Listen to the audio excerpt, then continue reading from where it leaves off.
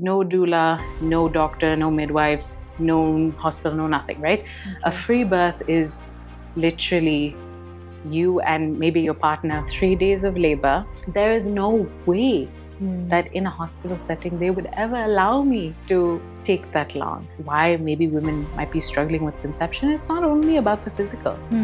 Why is there something called unexplained infertility? I don't want everybody to, have a home birth. Yeah. That's not what my goal is, but question. Doctors are not creating a space where we feel comfortable to ask questions. Welcome back to Matcha with Mama. Today we have a very special guest who is going to share a deeply personal and powerful experience. She's a mother who's made a conscious decision to have an unassisted home birth. Her story challenges conventional views on childbirth and offers a beautiful perspective on what it means to truly listen to your body and your baby. Please join me in giving a very warm welcome to the amazing Anushree Mahajan. Thank you, Anushree, for being with us today. Thank you for having me, Deepika. I'm very excited for the conversation we're going to have today. Me too. I think you are the only person with such a special birth experience that I'm talking to. I mean, one that you know. Yeah, one that I Yeah, know. one that you know. But I think more and more of the world, maybe it's still relatively new in India, but more and more of the world, I think, is waking up to this idea that we're going to be talking about. Your story is centered around sovereign birth. To begin with, what exactly is a sovereign birth? So free birth basically means a sovereign birth, right? And also without any assistance from someone who is an authority. Can be an authority in your birth. Even a doula, right? Someone who can't give you medical intervention, but they can be an authority in your birth. Right. They can dictate that this is what you should do or shouldn't do, right? So no doula, no doctor, no midwife, no hospital, no nothing, right? Okay. A free birth is literally you and maybe your partner who doesn't have an authority on your birth, right? Right. Because they don't know anything about Yeah. about that process, right? So that's why I learned about free birth, and so that is, I guess, the extreme of extremes. Interesting. And hearing more and more of those stories is also what gave me the confidence to know that I would have the ability to do that. That's insane. Anushree, honestly, when I told my family that I had a home birth, they thought I was mad. I was crazy to do that. And honestly, I don't think that I ever considered home birth until my water broke. Yeah. Right. So it just happened because of the situation, and I'm glad that it did. When I heard you had a sovereign birth, I was like, is she crazy? The same reaction, but I believe it's really, really courageous of you to do that. And maybe more, I would say you're very aware of your own body. Only then I think you can even think of doing something like that. Yeah, and I agree. I don't think as much as those in the free birth world would like to perpetuate that every woman should do this is the way that it should be done. Yeah. I don't know if I agree with that. I think that every woman needs to find what works for them. But educating yourself is really important, and understanding interventions that just happen. Yeah. They will happen. And asking your doctor those questions, or even if you're having a midwife at your, asking them those questions, right? That is really important. What is also really important is to make sure that you are able to birth in a space where you feel safest. Yeah. So if you don't feel safe in your home, which majority of women are going to say, no ways, there's no ways. I need to be in a hospital room with all the monitoring and all the this and all the that, and that's where I will feel safest. Then maybe that's it for you, because where you need to go in order to give birth, where you need to go mentally, physically, emotionally, you cannot go there if you don't feel safe. Correct. Sovereign birth basically means having full autonomy over your birth. And that also includes taking full responsibility of your birth, radical responsibility, that whatever happens is your responsibility as well. You are the one who is making those decisions for yourself, and you're not allowing anyone else to make decisions for you around your birth that maybe you wouldn't want. Okay. And why did you choose this path over the conventional path of going to a hospital? I think I have come to understand how so much of birth works in a hospital setting. And I am just not in agreement with the processes, the procedures, the policies where an individual woman, a unique woman with a unique pregnancy, a unique baby, why is she expected to follow the same processes and procedures? So, why aren't we given the ability to make informed decisions that then would allow us to have a birth that feels aligned to us? In a hospital setting, they just don't have the space to create room for that, right? The reason that they have policies, the reason that they have procedures is because it is also a business. They have to make sure that women come in, have their birth, and they leave, and there's more space. So there's many different things that happen in a hospital setting with the doctors that are required to happen, that you have no say in. And oftentimes your consent is not even taken for many things. And when you're in the most vulnerable state that you could possibly ever be in your entire life, you're giving birth, you're in labor, you don't have the ability to advocate for yourself. So as much as you as a woman know what you want and have a birth plan and want things to go in a certain way, when you're in that situation, if things are not going the way that you need them to go, you also are not capable of advocating for yourself. Why not take yourself out of that situation? Why do you put yourself in that situation? Fight the system to try and have what you want. And that in itself is going to make your birth experience very challenging. So for me, I wanted to take full responsibility and I wanted to have things done the way that I wanted to. And I felt safest in my home. I feel far more safe in my home, than I ever do in a hospital or with a doctor in a doctor's office. Yeah. I think that's very, in fact, opposite of what other people Completely. For me, it stems from having a previous history of poor experiences with doctors and in a hospital setting, right? So many women who come to this space of home birth, are not like us, not like you and me. They usually come to this post having a bad experience for a first birth in a hospital, right? So their second birth or their third birth or their next birth is going to be that is alternative and maybe in a home setting. I already have the context of having PCOS. I was diagnosed at a very young age, 15. And despite following what doctors advised, I ended up doing more harm to the condition than actually improving things in the long run. And it was only when I took control into my hands and I made empowered decisions and I educated myself about how to manage this condition in a way that feels right, in a way that is working with my body, not against my body. That's when I actually was able to improve things for myself and my health. So with that background, and taking that understanding into the idea of even conception and then birth, because even to conceive, I did not see any doctors. And it was a journey. It was a journey of about almost 2 years to conceive, right? Wow. Okay. But no doctors in that equation. And that was very intentional, right? For birth also, I had the same sort of perspective and mindset. And through that, I did a lot of research, listened to a lot of podcasts, heard many, many birth stories, both from women who have had not the best experience in the hospital, and then have come out from that and had then an alternative type of birth, a home birth, or with a midwife, or in a different setting, and have had a much better experience. And how about your partner, Nikhil? I believe he's seen everything conventional, like everybody else. So Yeah. how did he come on your side, and how was he okay with, you following this path?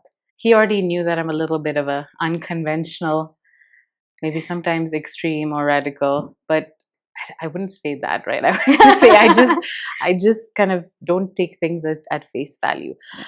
So he already knew about this kind of trait of mine or characteristic of mine, and I think that is part of what he loves about me, right? Okay. But even when I shared the concept, not even saying that is what I want to do, I would just sharing the concept. Yeah. He can't even comprehend, right? He has a very conventional, the default, what everyone would think should happen in birth, where you should go, who you should consult with, having doctors, having this, having that. That's his view, right? And to get someone from there to where I am is, honestly, it's very difficult to do that. So I think I realized that the goal is not to get him to believe and have the same exact opinions about birth as I do, because I have reached here through a culmination of experiences and research and interest and understanding, right? For him to get to where I am, that can't be the goal, and especially if there's a deadline of 9 months when the baby is going to be born, right?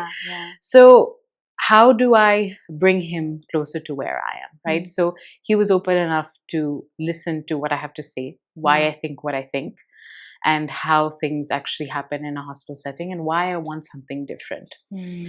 I was open to, I took a step forward towards him and said, okay, fine.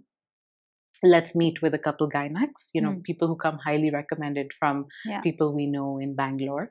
And let's see what that's like. So we met a couple gynacs. And of course, he knew that I wasn't going to be into it. But, we went there, we did it, we met them. He heard them out. He sort of saw their approach and how they did things. And then we came across a birthing center called Astrika, which is also very popular in Bangalore. And we went and we did a consult there. And so that was me taking a step towards him. Right. Then finally, when I learned about Madilu, which we both know about Madilu, the birthing center here, then he took a step towards me and said, okay, fine, let's go to Madilu. Let's see what it's all about. And I think he felt very comfortable in that setting. He was able to see a bit more of what I see and what I know, right? But I still wasn't completely on board with that either. And then, of course, that fell through, as we both know, right? That closed down. And so what was our option at that point, right? So he was still Astrika. Right. I was saying, no, I can't. I just can't, that it doesn't align with what I want and what I need for my birth process. And eventually he believed in my ability to do what was best for our baby and myself in this situation of birth. And he resigned to that. So he made peace with that he may not ever understand fully what has compelled me to want something like that. But he believed in me and he made peace with that. And that's how he came around to it. Okay. So he really, really trusted you. He really trusted me. And I think I'm eternally grateful for that. I feel like because people have not seen the other side, they don't know how having certain people around you and certain environment affects you and your birthing process, your labor. So I think it's very important for people to understand, to feel safe with wherever they choose to be, and to also have people around you not bring in their fears, right? They should be your cheerleaders and they should be there to support you, but not like influence you. I can imagine what in a hospital setting might be. Right? There's a lot of, like, you'll see doctors and nurses whispering, and I mean, if you're just there and you're seeing something, and that's a very common thing, right? I mean, you're going to get in your head and you're going to start thinking about what is going on, right? And beyond that, you also want someone to be there who can lift you up when you need that, when you're doubting yourself. Someone who can come in and say, you can do it. Or someone who can say, okay, there are other options. We can explore that if you want. Right, right. Taking your complete consent in every step. Yeah.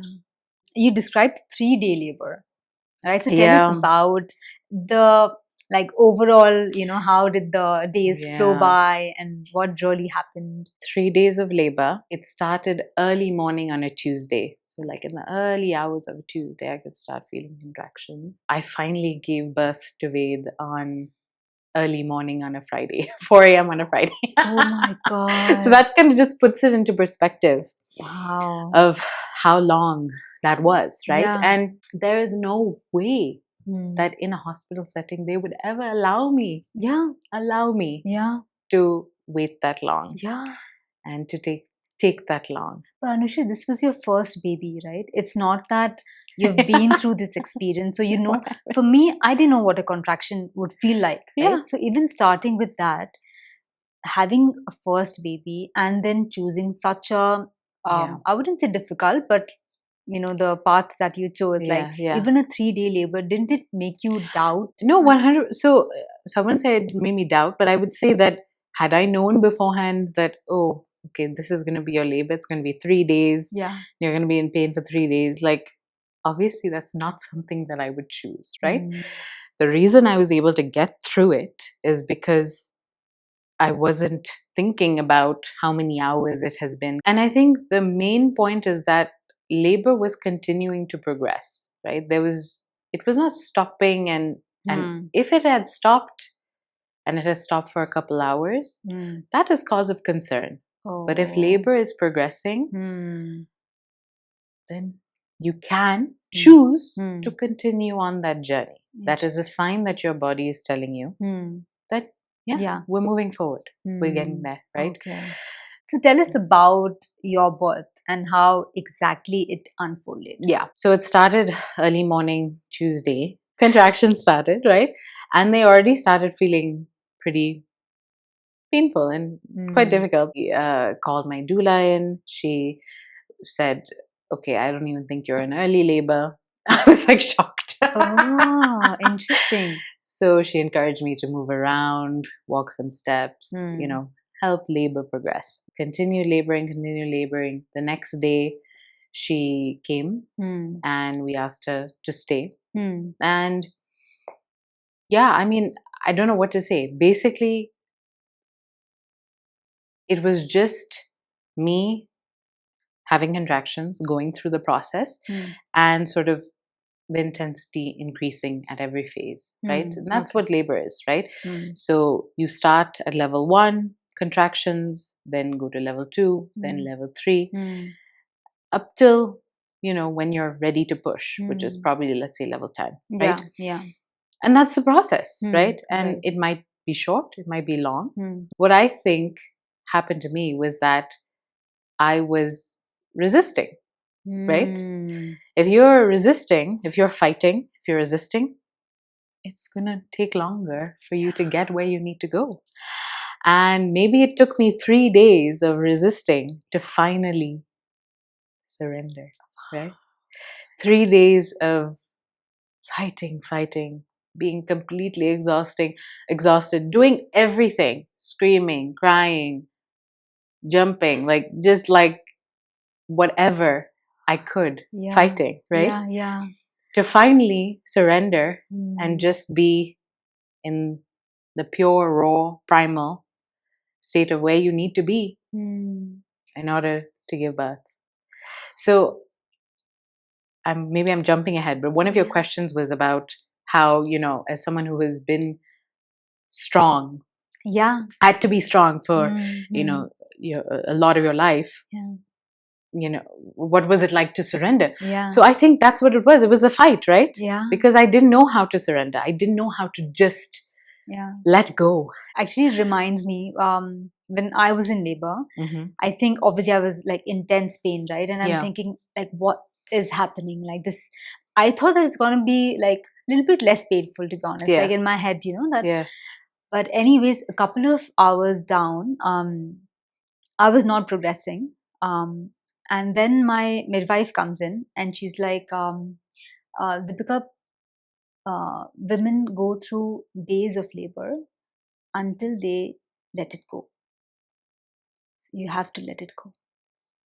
And in an instant, I realized what she was saying. And with every contraction thereafter, I was like, okay, I have to let it go. It's okay. I'm feeling the pain. It's okay. The baby's coming down. Okay, that's why it's paining.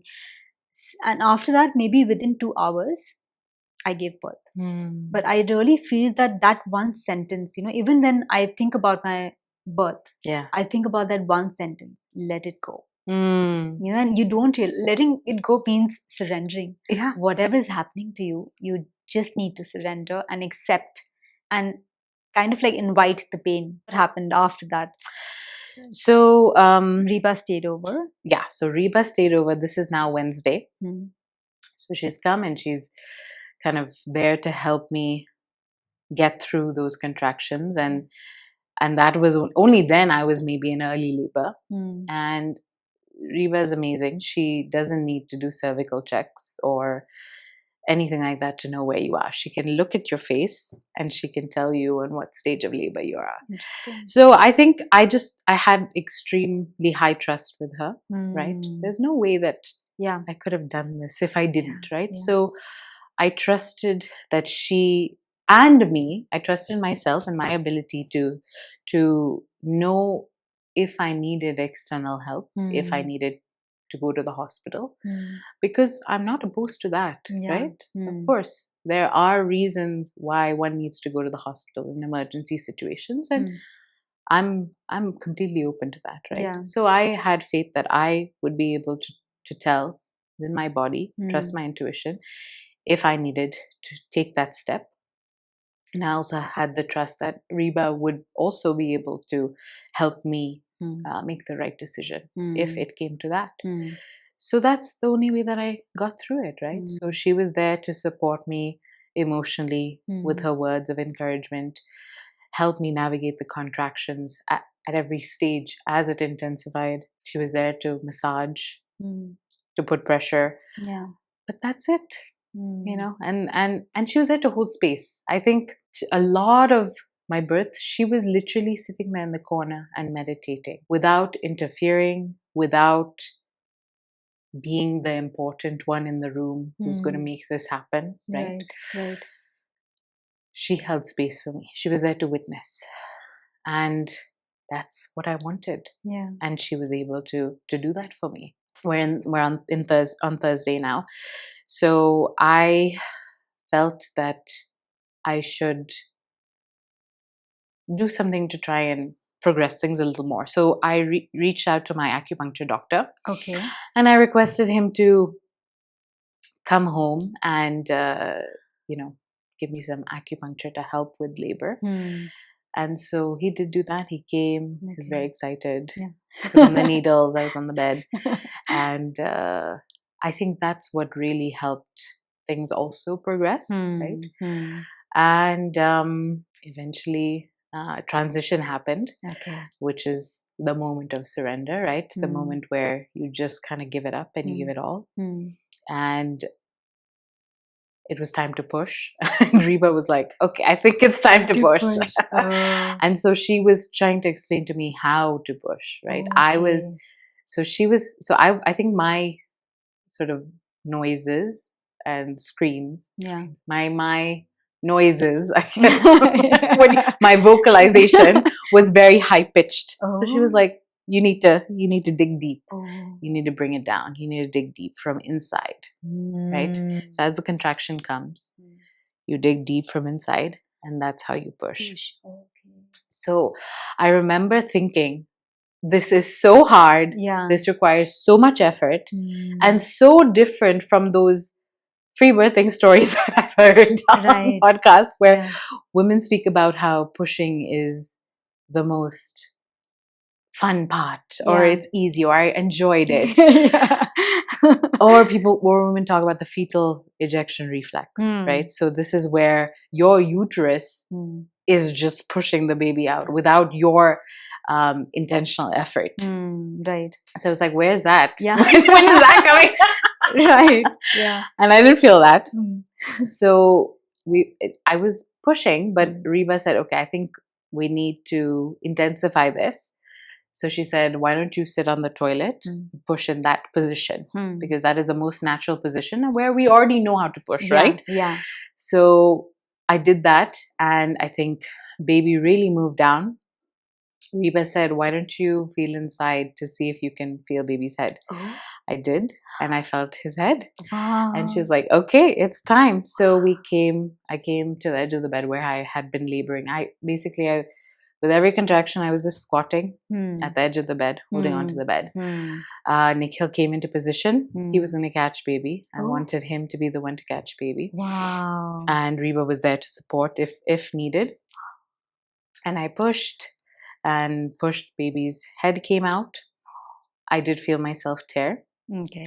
Then pushed again, and baby came out. Nikhil caught him. So at that point, after 3 days, surrender, exhaustion, you're not thinking. You're just doing. Yeah. There's no thought. And I wish I could say, oh, it was the most blissful thing. Yeah. You know, when my baby finally came out and yeah. I was crying full of joy. No, I was exhausted. Yeah. I was spent. I was dead. And then on top of that, I really thought that Ved was a girl. Oh. So I was 100% sure. I even had Ved's name if he was a girl. Yeah. I was like, I was talking to baby with her name, thinking it's her. And then he came out and the first thing I said, oh, it's a boy. Oh my God. Oh, interesting. Yeah. But I think honestly, after you have a baby, it doesn't matter. Oh my gosh. Yeah. I will have 5 more of him. I'm like obsessed with him. So I'm so happy that it was him, you know. And I actually, 3 years ago, I was doing a meditation and I felt him come to me. Oh my God. Yeah. I felt his spirit come to me. I could envision a baby boy. Oh my God. That was 3 years ago. That's insane. Yeah. I think like people are going to watch this and people are going to think we are woo-woo. Like, 100%. So a lot of what I talk about is what others would consider woo-woo. But I think that there is an aspect to birth that is about spirituality, right? It is about the metaphysical. It's 100%. Not just, ultimately, what is a baby? A baby is a soul who has come to you, right? And so, yes, when we talk about, now we're getting into conception, but when we talk about why maybe women might be struggling with conception, it's not only about the physical. Why is there something called unexplained infertility, right? Ultimately, it just means the doctor doesn't know what's wrong, right? Yeah. That's what it means. But why does it even exist? Yeah. Because it's not just about the physical. You have to be emotionally open. You have to also surrender to allow your baby soul to come to you. That's insane. Also, you mentioned that you tore. I felt myself tear. And prior to going through birth and labor and birth, I already knew that if I did tear, I would want to heal naturally. And I knew that that was actually something that you can do because the vagina, vulva, they are self-healing. Wow. They are self-healing. And now, of course, it also depends on the degree of tear. Completely understandable that if you have a really 3rd, 4th degree tear, let's seek medical help in that situation, right? Now, I didn't know what degree of tear it was. Reeba is not checking. I said, let me just kind of see where things go, right? I didn't know how bad it was or whether it was bad at all, right? I just kind of said, okay, we'll see how I feel. Yeah. So it felt fine. It felt fine. If I felt there was an issue, if I felt, okay, this is really uncomfortable and not okay, I would go seek medical help. But I did not get to that phase, that place. And again, you're right. You have to be able to trust yourself. You have to be able to have a strong sense of intuition and trust your body, right? And if you're not there, then maybe you can't make these decisions. And that's okay, right? Yeah. I've been on this journey for probably 2 decades now, with my body. And so I'm in a different place, and I get that, right? So that's how I came to that decision.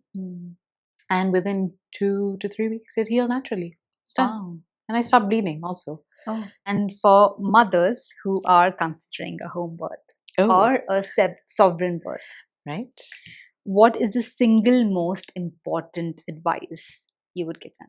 To have faith in your body's ability to do what it was made to do, right? Your body has that ability. If you trust in your body's ability to do that, and not blindly trust, right? Yeah. You can't just have blind faith. I also am not in that, in that camp either. Let's be a little realistic, intentional, realistic, conscious of how we're doing things when we talk about this stuff, right? So there's a lot of inner work that one must do in order to go through with something like this. Now, if you can stay at home and labor as long as possible, let your body do what it needs to in as safe of a place as your home, then by the time you get to the hospital, it can be a short and sweet experience with minimal intervention, right? So that might be a first step for someone. Has this experience changed you? And if yes, how? The reason why I ask is when you go through something like this or something that I went through, I think that it gave me so much power, inside me, because I didn't need a doctor, I didn't need a hospital, I didn't need to do what they asked me to do, like so many things, right? Totally. And I did not even intend to be like that, or have a birthing experience. It just happened to me, right? So I'm very, very fortunate that it happened to me right now. I would never choose in my sane mind. I don't think, because until the last day I knew that this was an option, but I was just like, no, I'm not feeling comfortable. I was telling my husband that I feel comfortable rather going to the hospital.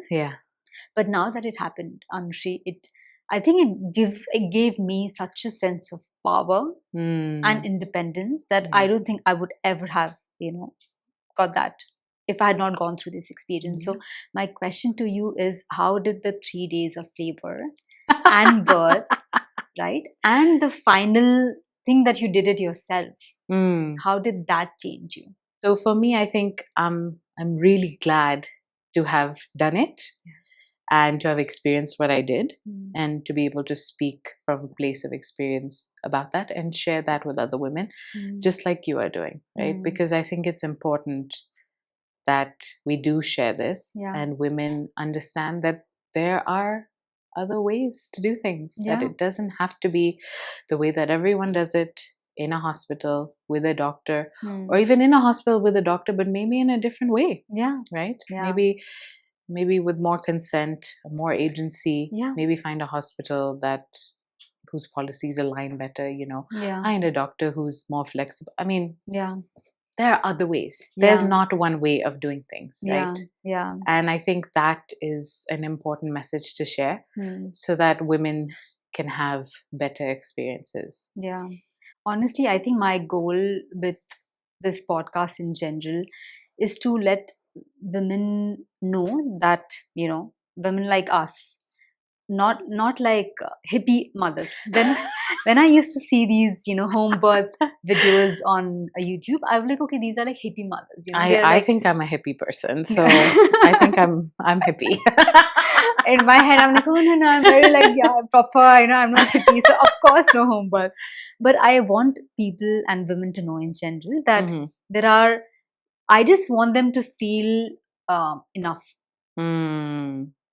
Enough and powerful to know what is right for them and to question. I don't want everybody to have a home birth. That's not what my goal is. Go to a hospital if that's what safety means to you, but question. 100%. Question why this medicine, or okay, can you explain me the scan, or what is happening with my body, or whatever the questions are. Don't be afraid to begin with asking questions. And that's what I was really scared to ask my gynec. I would ask her something, Anushree, and like Arnav and me, right? Yeah, yeah. And Arnav even more so, he would ask questions and she would get really annoyed. That's what I'm saying. So why are we afraid to ask questions? The reason that you're afraid is because the doctors are not creating a space where we feel comfortable to ask questions. Yeah. They are not creating a space where we feel comfortable to voice our opinions or question what they recommend. Yeah. And oftentimes they don't have answers. Yeah. Right? Yeah. It's just the answer is, well, this is how it's done. This is how we do. This is how I do things. This is it. Yeah. Yeah. Okay. Can you show me some evidence? Yeah. No, there's plenty of evidence. This is how I do things. Yeah. Right? Yeah. So that's where I struggle a little bit, right? Where it's like, yes, ask questions, but also understand that the way you feel about asking questions is not unfounded. It's because doctors don't create that space for patients to question, for patients to want something different than what they do. And they maybe only know how to do, right? Yeah. They are not flexible. There's no flexibility in some of this stuff. But what I will say is, which is super interesting. So I would say probably California is maybe the most, let's say hippie or crunchy or with all of this stuff, even with birth, right? Yeah. One of my best friends, she's a labor and delivery nurse in California. And she said that her hospital is now having to change policies and cater to women's desires because women are not coming to the hospital to give birth. Oh. And so they're not getting patients. Wow. Women are choosing alternative births. So this is happening in America. And here we are in India, where everyone has to be in a hospital and do things in a certain way where, my mother was born at home. We're just a generation away from when things used to happen in a more traditional and natural way, right? Yeah. And here, in America, this is what is happening. Wow. And so she said the hospital has changed its policies. They are catering to women's desires and consent and agency and whatever it is. And I thought that was amazing and fantastic. Yeah. So my hope is that maybe we can see that change here. I don't know how long it will take or when it will happen. Yeah. But I think conversations like this is how it begins. Yeah. And it's important. Yeah. The only reason why I went to look for a midwife in the first place is because I was not having good experience with my gynec, right? And I reached a point where I could not accept. Also because, I don't know, from day one, I came across this book about positive births. Yeah. Right? Telling me stories about how women have had positive birth in a farm somewhere in the US. Yeah. And I was like, oh, that's nice. So you can have I've never had a positive birth experience around me in my family or friends. So in my head, I'm like, you can feel like a lioness. And that's what I felt. Yeah. Right. And that's what amazing. Opened up the space for me to kind of look for alternatives. So even if we make somebody question, okay, what if there are other alternatives where I feel better about my birthing experience? I think that's enough. Yeah, and I think what's really important about your story is that you trusted your gut, right? Yeah. You weren't denying your intuition that was saying, hey, this is not feeling right. This is not right. There's niggling that you have. And that's what women do. Yeah. Anushree, I also had a very supportive husband. Yes. Right? If I did not have him and if he was doubting me, or I still would have believed in myself, but I feel that I would have to fight it. And I'm not a fighter inherently. Yeah. Right? Yeah. And I don't want to fight about things that should come to me. Yeah. Right? So, but he was very, very supportive. And I think that's what also gave me the courage to follow this unconventional path. And that's amazing. And I wish more partners are like that. Yeah. But I don't know if that's the case. Yeah. But I also don't think that should shy you away from desiring and then actually going through with having the kind of experience that you want. Yeah. And I don't think you should say, well, my husband will never agree, so I'm not even going to explore this or, look into this. I think it's worth that effort. Yeah. Thank you so much. Thank you for having Anushree. me. Yeah. I really enjoyed our conversation. Yeah, same here. We have Yeah, so established. let's just give like a general overview of what the birth was like, right? So yeah. Anushree,